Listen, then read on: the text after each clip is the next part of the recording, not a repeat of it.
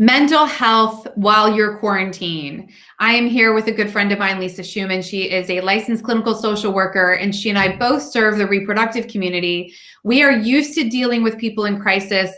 COVID-19 has added a layer of crisis and isolation at an unprecedented level that any of us have ever faced. And Lisa, thank you so much for joining us. This is such a critical conversation at a really tricky time in history. Yeah, well, thank you for having me. It's so true. Everyone is really, really feeling at their wits' end. And of course, people who've gone through fertility treatment or other difficulties in their life have this on top of everything else.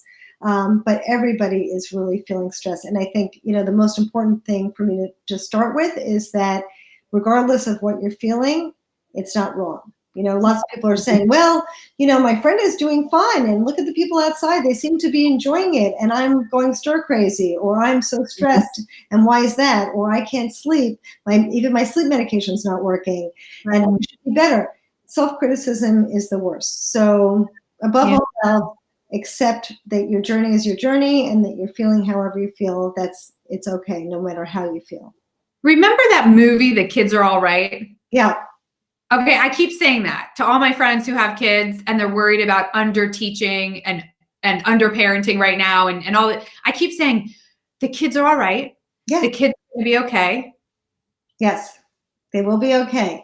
We're finding, I've seen some preliminary research that some of the younger kids are actually, who don't really understand a lot of this yet, they're actually enjoying spending more time with their parents. Oh, they like that. That's not as hard. It's the teens, I'm a little bit more worried about, because the teens are just by nature, developmentally, they need to be social. And it's very hard for them to be social under these circumstances. They go on social media, but it's not quite the same, and they're not really connected to their friends or to their schools. And so it can be really hard, especially hard for them. And of course, teens and preteens are more prone to depression and anxiety and all of those things. So those kids probably are going to struggle a little bit more. How do parents help them in that scenario? Because I think that's also a demographic where you hear from a lot of parents, oh, my preteen, my teen, they're moody already, and then if you add this kind of social isolation to it, how should parents support their teens during this time while also trying to cope with their own anxiety? What do you recommend? Yes, and the online learning, and then having to struggle between being an at-home teacher and also holding down a full-time job is really challenging. It's exhausting. Exactly. And I hope that more of the schools will get on board and be, more helpful. Some are and some aren't. But if the parents can set up a schedule for the kids, I think that's ideal. And for all of us too, to stay on a schedule is really, really helpful. All right, so schedule is really meaningful. Are there any signs of extra anxiety or depression that parents should be aware of when it comes to their teen or themselves even, where it's time to call their pediatrician or call their doctor to say, hey, is there something, biochemical going on because we're not getting enough sunlight, or because they're not sleeping well and their melatonin is off, which then makes the cortisol higher? Is there anything that people should be more on the lookout for than normal? Well, certainly, I'm preaching to the choir here. I know it's really important to be able to have a therapist or someone you can speak with, have a professional you can speak with. But certainly if the child is feeling hopeless or helpless, or seems to be spending even more time in their room than they would normally, it's really good to try to reach out to them and to try to find out what's going on. And if you have a conflicted relationship with your teen already, then it really is helpful to bring in a professional to try and maybe have some family therapy around that. And, we do all kinds of therapy with Zoom these days, so it's a really useful tool. We can, even in social isolation, have really productive therapy conversations. That's incredible. So is there a great way that you recommend people should even find therapists right now? Is there a trusted source?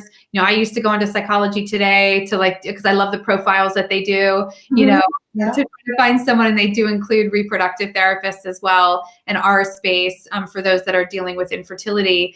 Is there a trusted source that you like to send people, or should they use one of the apps that are out there to try to find someone? Yeah, I think that Psychology Today is great source.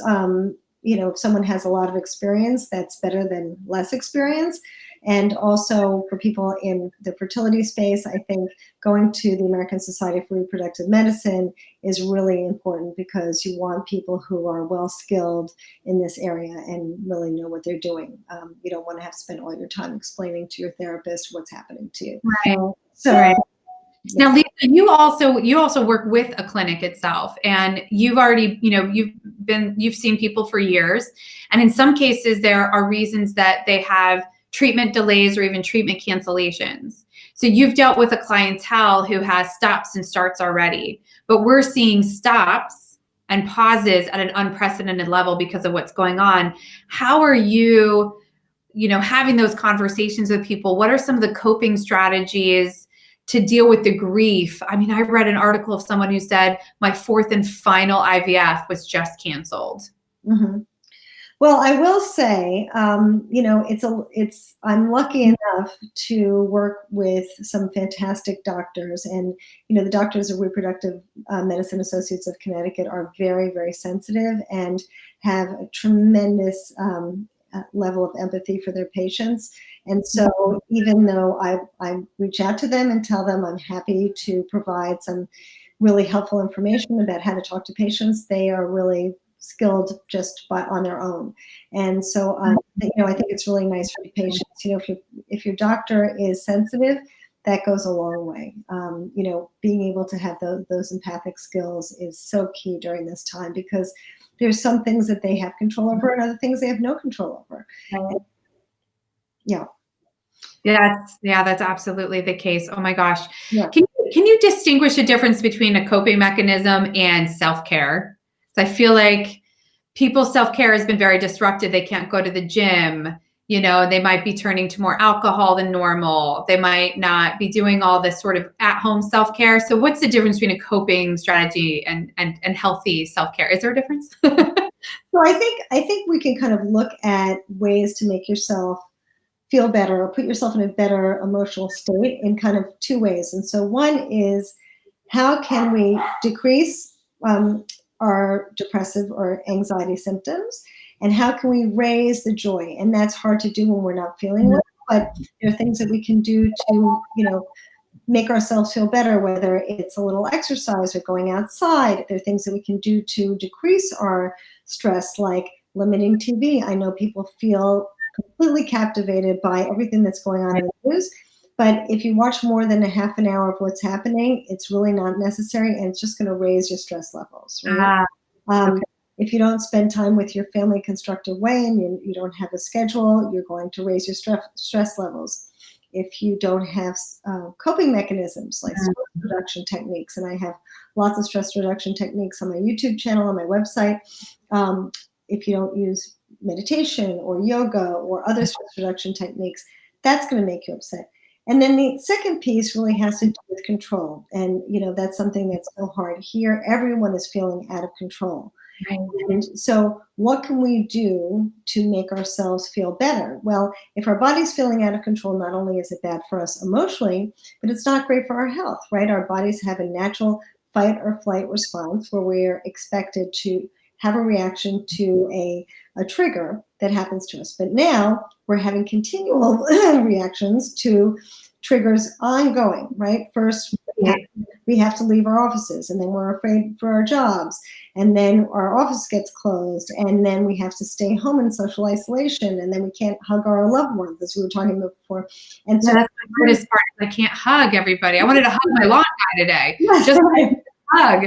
I mean, my kid is so tired of me like tackling him for hugs. I'm like doing the behind the back, hugs with him, because he's like, no more hugs. No more. I've had it, right. Yeah. So we want to be able to find places where we do have some control in our lives to kind of help balance ourselves a little bit. So even though people feel stressed, I really think it's a great idea to try, and you can do this with kids too. There's so many nice ways to find hobbies. All the schools are offering, or almost all of them are offering, online classes. There's zoo tours and tours of museums online. There's all kinds of projects you can come up with yourself, even if you just want to reorganize your living room. It really can help you feel stabilized. If you put your energy into something and then you see a benefit for it, it really can help when everything else in your life is so out of control. I love that. I'm thinking about 2 closets that need a little bit of attention right now. But only for fun, Alice. Which would be a great fun. I like organizing, so that does sound fun. And maybe now's the time for a little premature spring cleaning or something to go ahead and that feeling of control again, or like clearing out. I love that. And it is true. There are so many great online museum tours and so forth. And if we make them fun and not more school, because I think a lot of people are kind of frustrated with that. Like, I don't want to do so much school at home, because school for so many kids, not mine because he homeschools, but for so many students who are used to going somewhere for school and coming home for respite, it's the same thing that workers are facing. I used to get to go out of the house and then come home for my respite. And now it's all jumbled up into one environment. And so I think even changing clothes, is such a big deal. It's like, okay, now I'm in my work attire. I had a colleague today, he put on one of his fancy hats. His grandpa had a collection of fedoras and he has them, and he looks so stylish when he puts them on, and he took a video call and I said, oh, you got ready for work today. You put on the fedora, and then when you're done with your day, you take off the fedora, you put on your sweats, you have some kind of delineation between work mode and now relaxation, kind of connected family mode. Exactly. Yeah. Right. See, I do a Facebook Live. I put on a fancy scarf. I take off the fancy scarf. And then tells me to use my inside voice and to stop projecting at the camera all the time. What's one of your favorite self-care things that you do, or kind of stress reducers? What's one of your favorites? Well, I love to do meditation. There are lots of good meditation techniques. I think tapping, even though it may seem a little bit out there, that can be really helpful. Yep. I love this tapping. Really helpful. It really is incredible. I'm so glad you brought that up, because I have had plenty of panicky moments where it just really works. Works. That's all we do, right? Just this. Yep. And there are lots of good YouTube videos online that you can take a look at. There's lots of great stress reduction techniques. There's lots of ways to do all sorts of things, and also to get your body moving. Get outside, even if it's just for a few minutes. Get some vitamin D, get some sunshine, move your body, because if you're depressed and you're moving your body, you're going to feel different. There's lots of great exercises that you can even do in place. There's some funny YouTube videos. There's one in particular, a guy who puts oil on the floor and he just holds onto the desk and starts making it into a treadmill. So I gotta look that up. That's great. My son might want to do it with the cat, but the cat have a little right. Yeah. No, I love that. I love tilting my face up at the sun right now. Just sort of closing my eyes and just feeling the heat of the sun. We're trying to take walks when we can. We haven't had the best weather. There's people that are stuck in apartments that I think that is tough, because they don't want to be in a crowded elevator to get downstairs, in and out. So maybe trying to do it during off hours so that they don't feel so panicky about being in a confined, New York City elevator, right? And they're online. There are lots of, Facebook and Instagram posts now where people are doing dance parties online. So you can put that on and just dance around the house with the family a little bit, even if it's 15, 20 minutes. It really can change the mood.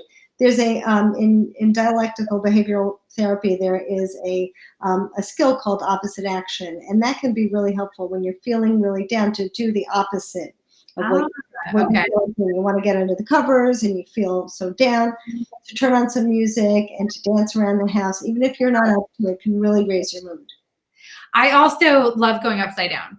So not everybody loves it. I had somebody say to me once, like, I hate the feeling of blood rushing to my head. And I'm like, I have a yoga trapeze in my office. But if I don't, and I'm traveling, sometimes I'll just do a headstand up against the wall. People don't have to be yogis to go upside down. You can even hang off the end of your bed, right? And you can to kind of like do a little bit of a back bend. That's always helped me feel, I don't know if it's draining cortisol or doing something opposite. I'm not even sure why it works, but I love it. Yeah, get your blood rushing through your body. That's fantastic. I love it so much. Great. That's great. That's So I great. mean, we covered so many tips. So to kind of summarize, let's in a nutshell, because I think these are fabulous for now and they're fabulous for later. I think that we're at this peak stress level, and this is worldwide, that there are things that you can do, and certainly if these techniques are not enough, that should be a trigger to get in touch with a therapist. Absolutely. A trigger to get in touch with your primary care doctor, and everyone is available through telemedicine portals. Everybody's available just on the phone. I have noticed for me, like I ran out to talk to my lawn guys just so I could have a human to human conversation that wasn't through the phone. Wasn't through the computer. I was 6 feet away. They looked at me like I was crazy. Like, what are you doing coming outside and talking to us? I'm like, you're far enough away. I just wanted to say hi and make sure that they were doing okay and kind of coping all right. So I feel like checking on neighbors, when we're being of service to other people, it kind of de-emphasizes our own stress level. Yes, absolutely. I've seen a lot of people get on the Nextdoor app to just say like, hey, I'm available. I can help. I can drop off groceries if you're elderly, or if somebody needs a roll of toilet paper, I have extra, kind of a thing. There's even some, at least at where we are in Volunteer, New York, there are lots of opportunities, and you can even get the kids involved to write letters to elderly people who are homebound. I just registered with New York State to do free counseling for people for the state.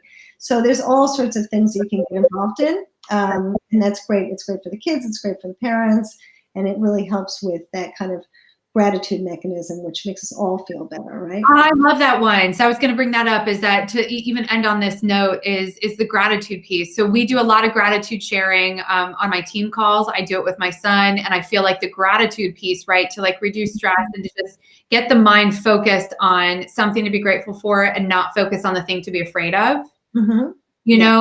That certainly is one. I am incredibly grateful for you. You've been such a tremendous resource to the Fertility Answers community, to the infertility community, and now to hear that, of course, I'm not surprised that you're lending your services to your New York State community, to be available. You are a gem of all gems. Yes, and I appreciate you so much.